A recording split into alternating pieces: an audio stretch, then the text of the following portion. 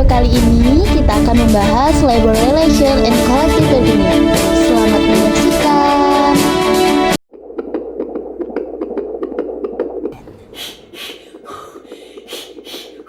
She took the full maternity leave.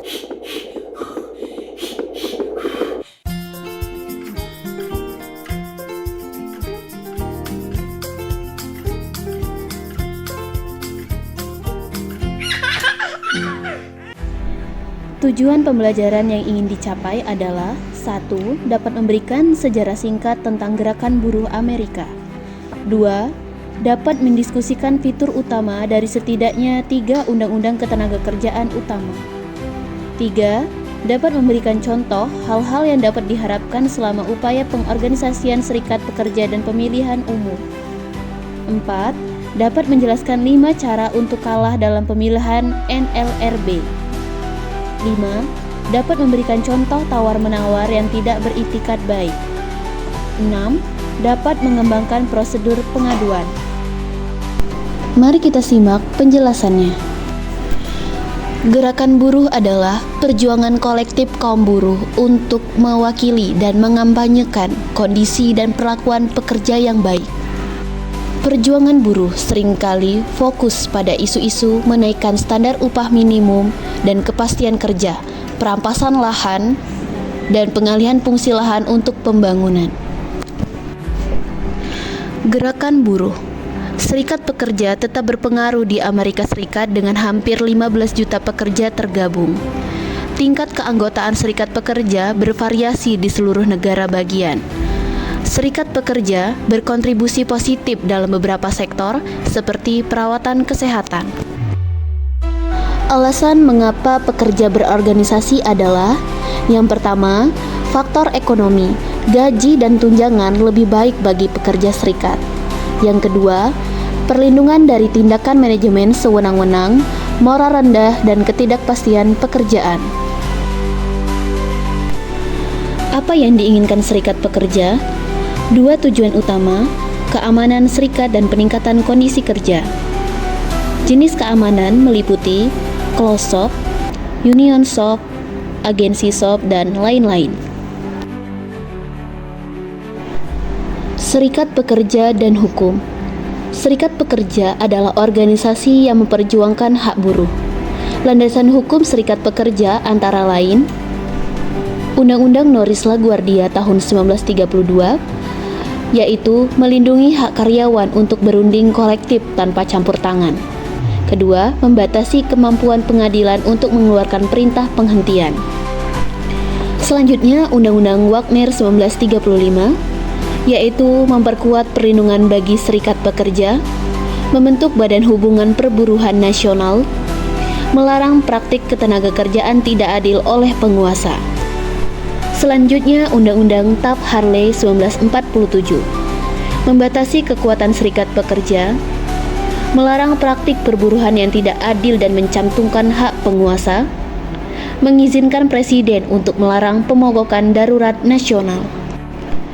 Selanjutnya, Undang-Undang Landrum-Griffin 1959, yaitu melindungi anggota serikat dari penyalahgunaan internal serikat, mengatur pemilihan pengurus serikat dan memperluas tindakan ilegal oleh pengusaha. Gerakan serikat pekerja dan pemilu. Langkah pertama, kontak awal. Langkah awal adalah menentukan minat karyawan membentuk panitia. Kontak biasanya di luar pekerjaan, tapi bisa saat istirahat di tempat kerja. Pentingnya kontak awal yaitu untuk membangun kesadaran pekerja, mengukur dukungan untuk pembentukan serikat. Langkah kedua, memperoleh kartu otorisasi. Langkah berikut untuk penyelenggara serikat pekerja adalah meminta karyawan agar menandatangani kartu otorisasi. Langkah ketiga, mengadakan sidang. Jika pemberi kerja ingin menentang hak serikat pekerja, ia dapat meminta sidang untuk menentukan masalah tersebut. Langkah keempat, kampanye. Selama kampanye serikat pekerja akan menekankan bahwa mereka akan mencegah ketidakadilan, membuat sistem pengaduan dan meningkatkan upah. Langkah kelima, pemilihan. Pemilihan berlangsung dalam waktu 30 hingga 60 hari setelah NLRB mengeluarkan keputusan dan arahan pemilihan. Proses perundingan bersama dengan keterlibatan pihak ketiga. Dengan mediasi, pihak ketiga yang netral mencoba membantu para pelaku utama dalam mencapai kesepakatan. Arbitrase adalah intervensi pihak ketiga yang paling definitif, karena arbiter memiliki wewenang untuk menentukan dan mendiktekan ketentuan penyelesaian. Berbagai badan publik dan profesional menyediakan arbiter dan mediator, misalnya American Arbitration Association. Pemogokan. Mogok adalah penarikan diri dari pekerjaan. Tujuannya adalah untuk memberitahu publik tentang adanya perselisihan perburuhan. 4 jenis utama mogok. 1. Mogok ekonomi terjadi karena kegagalan untuk menyetujui ketentuan kontrak. 2. Serikat pekerja menyerukan mogok praktik ketenagakerjaan yang tidak adil untuk memprotes perilaku ilegal oleh pengusaha. 3. Mogok liar adalah mogok yang tidak sah yang terjadi selama jangka waktu kontrak. 4. Mogok simpati terjadi ketika satu serikat pekerja mogok untuk mendukung pemogokan serikat pekerja lain. Proses perundingan bersama mengenai perjanjian kontrak kerja meliputi 1. Hak manajemen, 2. Jaminan serikat pekerja dan pemotongan iuran gaji otomatis, 3. Prosedur pengaduan, 4. Arbitrase pengaduan, 5. Prosedur disiplin, 6. Tarif kompetensi, 7. Jam kerja dan lembur, 8. Tunjangan hari libur, hari raya, asuransi, dan pensiun, 9. Ketentuan kesehatan dan keselamatan, 10. Ketentuan senioritas jaminan karyawan, dan 11. Tanggal berakhirnya kontrak. Menangani perselisihan dan keluhan. Yuk kita simak video berikut ini. Are you guys stupid? I'm the boss, and you all must do what I say. You're right, sir. You are the boss. What, newbie? I said you're right, sir. You are the boss. You say it without hesitation. That's right. That's why today I'd like to give you something. What is it, newbie? My letter of resignation. Proses pengaduan adalah proses atau langkah-langkah yang disetujui oleh pemberi kerja dan serikat pekerja untuk diikuti guna memastikan apakah suatu tindakan melanggar perjanjian perundingan bersama. Proses ini merupakan sarana untuk menjalankan kontrak sehari-hari. Berikut adalah 3 contoh keluhan. Yang pertama, ketidakhadiran. Yang kedua, pembangkangan. Yang ketiga, peraturan perusahaan. Peraturan perusahaan. Peraturan yang dibuat secara tertulis oleh pengusaha yang membuat ketentuan tentang syarat kerja serta tata tertib perusahaan. Cara menangani situasi keluhan. Yang pertama, selidiki dan tangani setiap kasus.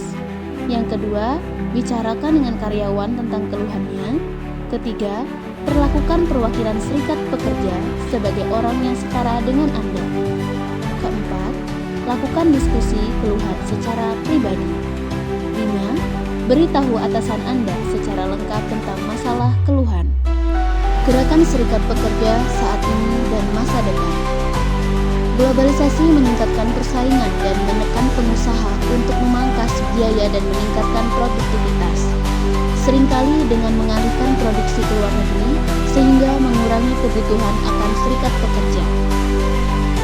Efeknya adalah PHK permanen ratusan ribu anggota serikat pekerja, penutupan permanen pabrik perusahaan, relokasi perusahaan ke lingkungan non-serikat pekerja, baik di Amerika Serikat maupun di luar negeri, dan merger serta akuisisi yang menghilangkan pekerjaan serikat pekerja dan mempengaruhi perjanjian tawar-menawar kolektif. Kesimpulan, hubungan kerja dan perundingan bersama bukanlah sekedar formalitas, melainkan mekanisme penting untuk menciptakan keseimbangan, keadilan, dan efektivitas dalam organisasi. Hal ini membutuhkan komitmen dari kedua belah pihak untuk mendengarkan, memahami, dan bekerja sama demi kepentingan bersama. Ketika hubungan kerja dan perundingan bersama tidak berjalan dengan semestinya, organisasi akan terjebak dalam lingkaran negatif yang merusak iklim profesional. Jika kondisi ini dibiarkan berkelanjutan, organisasi beresiko menghadapi konsekuensi serius, penurunan kinerja, potensi gugatan hukum, dan bahkan kemungkinan terburuk berupa demonstrasi atau mogok kerja yang dapat melumpuhkan seluruh sistem operasional.